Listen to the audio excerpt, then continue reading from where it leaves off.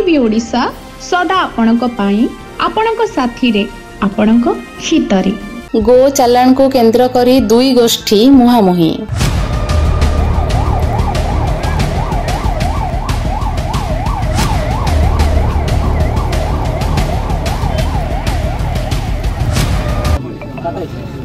से जो पिलाटी छोट पिलाटी देखी गोमाता जाऊँ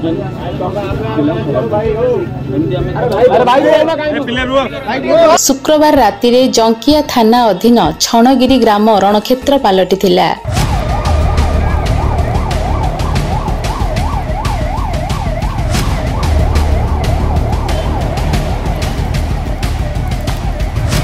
एथिरे उभय पक्षरु 3 जन आहत होइथिबा बेले गो चालाण को विरोध करुथिबा गोष्ठीर 20 जनक बाइक को अपर गोष्ठी भंगारुजा करिथिबा बेले पोड़ी देइचंती।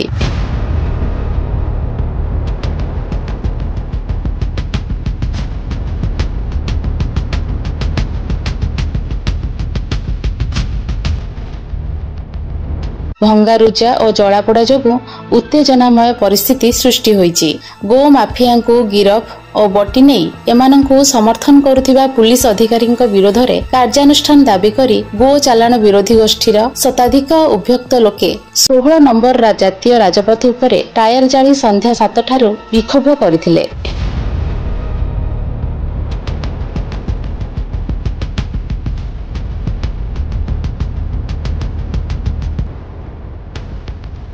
विधायक प्रशांत जगदेव घटनास्थल में पहुंची गो चालाणकारी एवं सेमानंकु समर्थ करुथिबा पुलिस अधिकारी विरोध में कार्यानुष्ठान लगी प्रतिश्रुति देबा परे राति 11टारे रास्तारोक हटिथिला। तथापि घटनास्थल में उत्तेजना लगी रही। राति रे अतिरिक्त डीजी संजय कुमार जंकिया थाना रे पहुंची घटना उपरे नजर रखिचंती। गाँव रे पुलिस फोर्स मुतयन करा जायछि। स्थिति नियंत्रण बाहर को चली जाइथिबारु पुलिस फ्लैग मार्च करिछि।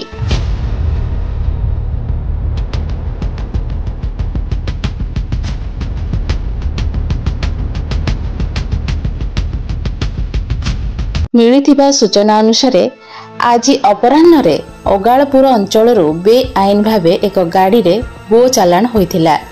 यह जानिबा परे स्थानीय अंचल 2 जन युवक पीछा करथिले। एपरिकी गो चालाण गाड़ी को जबत करने को थाना अधिकारी ठारू उपरिस्थ अधिकारी को फोन करी जणाइथिले। मात्र सेमाने पीछा करिबा जानी गोरु माफिया छणगिरी जंगल रे गाड़ी छाड़ी चंपट मारिथिला। एहा परे पीछा करुथिबा युवक माने गोरु माफिया को खोजिया को उद्यम करुथिले। उक्त समय रे छणगिरी ग्रामर एक निर्दिष्ट गोष्ठीर सदस्य माने सेमानंको आक्रमण करिबा सह जन को अपहरण करी ग्राम मध्य को नहीं जाइथिले। ए घटना जानिबा परे स्थानीय अंचल रे केतेक युवक थाना अधिकारी ठारू पुलिस उच्च अधिकारी फोन रे सेमानंको उद्धार करिबा को कहिथिले। किंतु पुलिस घटना को कर्णपात न करिबारु युवक माने अपहरण होइथिबा युवकंको उद्धार करिबा को बाइक रे छणगिरी ग्राम को जाइथिले। सेठारे अपर गोष्ठीर महिला और पुरुष माने संघबद्ध होई सेमानंकर प्राय 20टी बाइक भंगारुजा करथिले।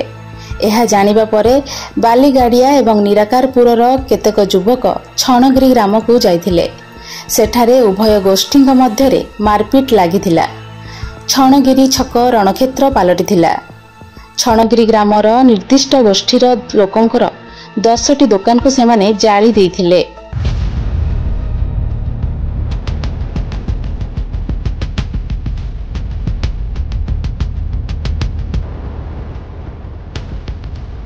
खबर पाई खोर्धा विधायक सहित उप जिलापाल दीप्ति रंजन सेठी, अतिरिक्त एसपी श्रीनिवास महांती, बालुगां और खोर्धा एसडीपीओ जंकिया थाना अधिकारी उत्त्यक्त लोकों को बुझासुझा करथिले।